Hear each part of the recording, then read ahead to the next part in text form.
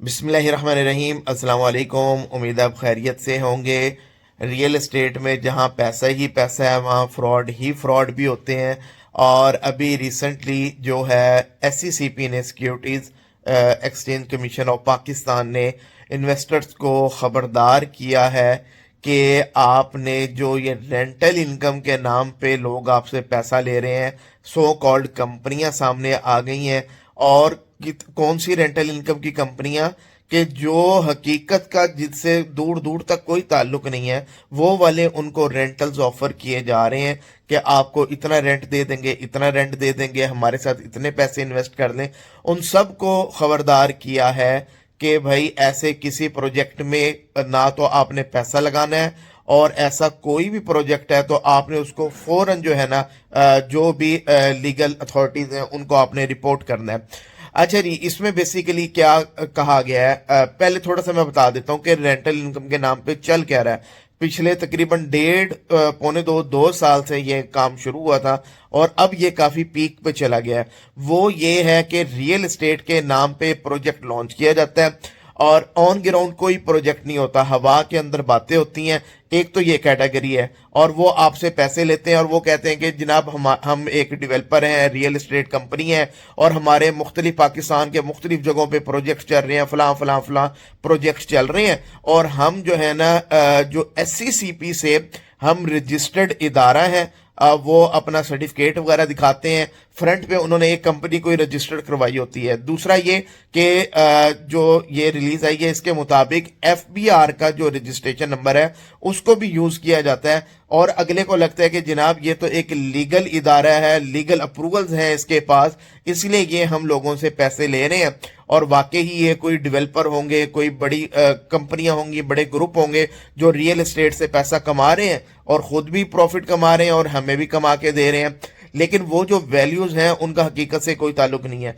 अच्छा, ना ही वो प्रोजेक्ट आपके सामने है, ना ही वो प्रोजेक्ट ऑन ग्राउंड एग्जिस्ट करता है, और ना अगर वो प्रोजेक्ट ऑन ग्राउंड एग्जिस्ट भी करता हो तो पाकिस्तान के अंदर ऐसा कोई प्रोजेक्ट नहीं है कि जो इस तरह की 15 से 20% रेंटल वैल्यूज आपको जनरेट करके दे।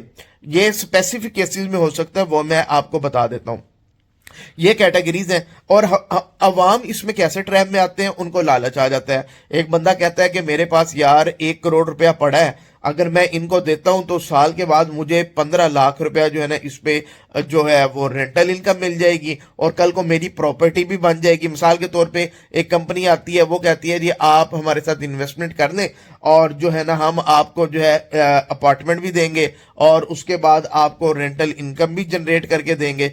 तो ऐसा कोई चीज एग्जिस्ट नहीं करती। वो आपके पैसों में से ही साल 2 साल 3 साल वो रेंटल इनकम देते रहते हैं, प्रोजेक्ट उन्होंने बनाना नहीं होता। अल्टीमेटली क्या होता है कि वो लोग गायब हो जाते हैं, आपके पैसों में से चंद पैसे आपको रिटर्न किए और निकल गए।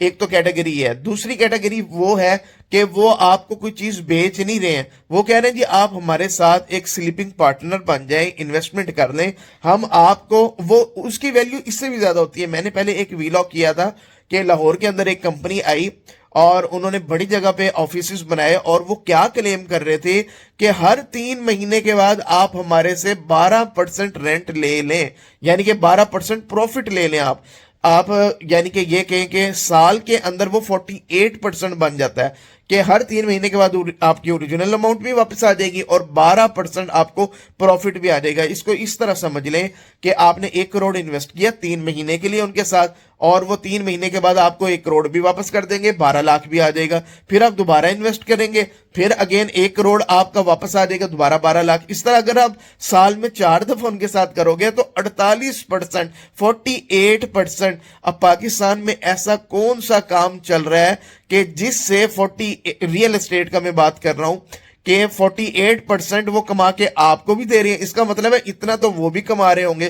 तो ये सारी पोंजी स्कीमें हैं, और ये एससीसीपी ने भी कहा है ये फ्रॉड स्कीमें हैं, पोंजी स्कीमें हैं। एससीसीपी का नाम यूज किया जाता है, फ्रंट पे एक जो रजिस्टर्ड कंपनी है उसको यूज किया जाता है, लेकिन बैक एंड पे ये सारे मामला कहीं और चल रहे होते हैं। जो अकाउंट्स यूज होते हैं वो भी वो वाले नहीं होते जो गवर्नमेंट के साथ या एफबीआर के रिकॉर्ड पे हैं या जो एससीसीपी के साथ अटैच्ड है, वो ना अकाउंट्स वो यूज होते हैं, कोई इम्बिगुअस किस्म के जो अकाउंट्स है वो यूज कर रहे होते हैं, उसमें लोगों के पैसे जा रहे होते हैं, और ये सारी पोंजी स्कीम है।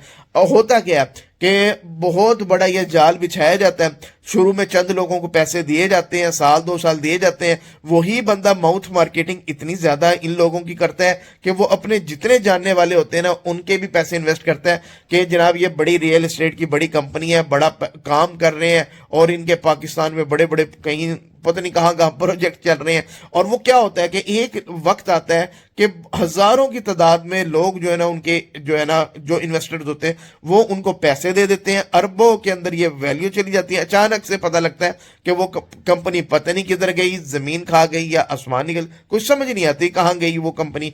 अभी मैं जिस कंपनी की बात कर रहा हूँ लाहौर के अंदर, मैंने उनके जगह जगह बिल बोर्ड्स देखे और बड़े एक्टर्स उनके साथ काम कर रहे थे, और वो जो है ना लोगों की जो इन्वेस्टमेंट वो ले रहे हैं, ये वो फलाना, मुझे तो कोई मॉडल ही नहीं समझ आया कि कर क्या रहे हैं। अब मैं जाके देखता हूं कि वो मुझे कहीं पे उनके ऑफिस भी नजर नहीं आ रहे, पता नहीं वो भाग गए हैं या क्या सीन हुआ है। अच्छा, इसके अलावा एक दूसरी कैटेगरी है, वो भी मैं आपको बता देता हूँ, रेंटल इनकम।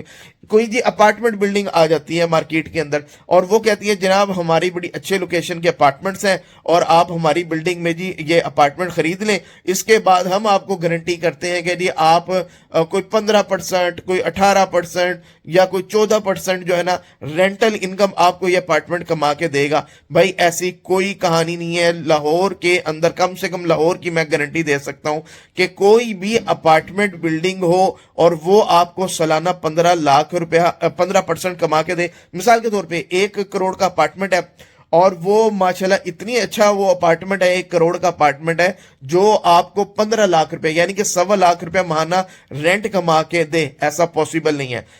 ये मैं नहीं कह रहा कि किसी अपार्टमेंट का रेंट 1.25 रुपया नहीं हो सकता है 1.5 लाख रुपया भी रेंट हो सकता है अपार्टमेंट का, 2 लाख भी हो सकता है, लेकिन उस अपार्टमेंट की फिर जो वैल्यू है वो 1 करोड़ नहीं हो सकती। वो अपार्टमेंट 2 करोड़ का हो सकता है, वो अपार्टमेंट 2.5 करोड़ का हो सकता है, जिसका रेंट जो है 1.25 लाख रुपया आ रहा है वो 1 करोड़ का अपार्टमेंट नहीं हो सकता। तो ये सिर्फ इन्वेस्टर को ट्रैप करने की कहानी है।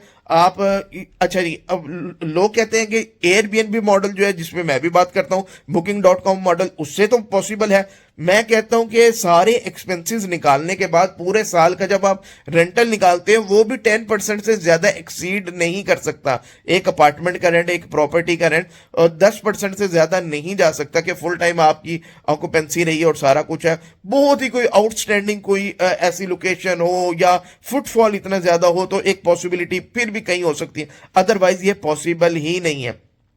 मैं आपको एक रूटीन का बता देता हूं कि जो रूटीन का रेजिडेंशियल का रेंटल चल रहा है ना वो 3.5 से 5% इस वक्त लाहौर में चल रहा है, और जहां पे 5% टच कर गया तो वो बहुत अच्छा रेंटल इनकम है। ये मैं रूटीन के रेंटल की बात कर रहा हूं रेजिडेंशियल के लिए। कमर्शियल की अगर हम बात करें तो वो भी तकरीबन 6 से 7% रेंटल इनकम चल रही है, और जो बड़े मॉल हैं, जो अच्छे मॉल हैं, उनमें हम कह सकते हैं कि 10% से लेके 15% तक जो कमर्शियल प्रॉपर्टीज है जो ऑन ग्राउंड एग्जिस्ट कर रही है, जहां दिन रात लोग आ रहे हैं, हजारों की तादाद में एक जगह पे लोग आते हैं, फुटफॉल है, वहां पे आप कह सकते हैं कि 10 से लेके 15% तक आपकी रेंटल यील्ड जो है ना वो हो सकती है।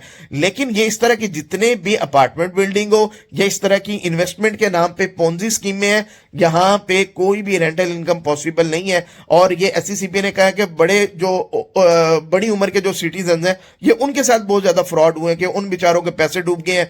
मल्टीपल कंप्लेन्स आ रही हैं कि जनाब हमने फलां स्कीम में पैसे लगाए थे, उन्होंने कहा था इतना रेंटल इनकम मिल जाएगा, अब वो कंपनी नहीं एग्जिस्ट करती, वो लोग भागे। इसलिए भाई हुकूमत ने अपनी तरफ से आगाह कर दिया कि ऐसी कोई भी स्कीम है आप रिपोर्ट करें, किसी को पैसा नहीं देना आपने।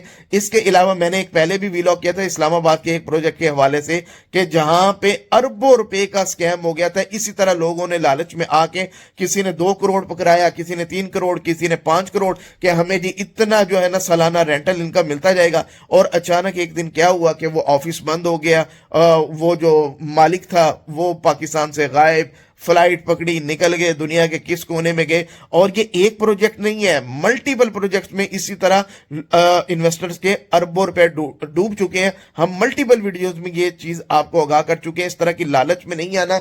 हमने बता दिया रियलिस्टिक वैल्यूज नहीं होती है। रेजिडेंशियल में मैक्सिमम 5% और जो रूटीन का कमर्शियल है उसमें 6-7%, और बहुत ही एक्स्ट्रा ऑर्डिनरी हो तो 10% से ऊपर जाएगी, अदरवाइज नहीं।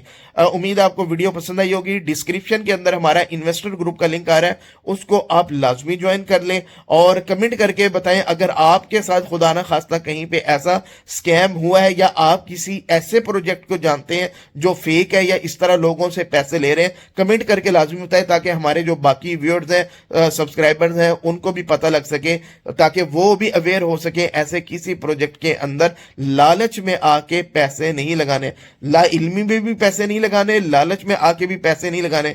अदरवाइज किसी का कसूर नहीं होगा, कसूर आपका होगा। आप कोई भी फील्ड उठा रहे हैं, रियल एस्टेट नहीं, कोई भी फील्ड उठा लें, डबल शाह बैठे हुए हैं, आपको जो है ना सबज बाग दिखाते हैं, जो उस ट्रैप में आ गया वो लूटा गया। ठीक है, तो आपने अपना भी ख्याल रखना है, अपनी फैमिली का भी ख्याल रखना है। Thank you very much.